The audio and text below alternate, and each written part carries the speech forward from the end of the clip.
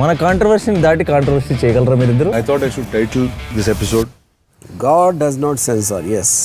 నాకు ఎందుకు సార్ బాగులు చేసేటప్పుడు ఇలాంటి మంచి కామ్ ఆఫీస్ ఎంత లేదు మాకు. అప్పుడు డబ్బులు లేదు. నాకు ముందు తెలుసు సోనియా గారికి ఒక స్టైల్ ఉంది.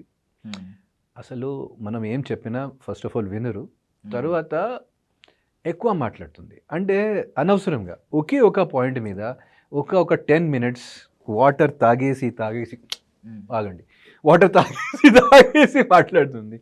కానీ దాంట్లో అసలు లాజిక్ ఏం లేదు, ఓన్లీ మాత్రం ఒపీనియన్.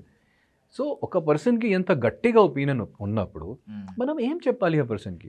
నాకు తెలుసు, అక్కడ నేను ప్రాణం ఇచ్చినా కూడా సోనియా గారు అదే చెప్తారు.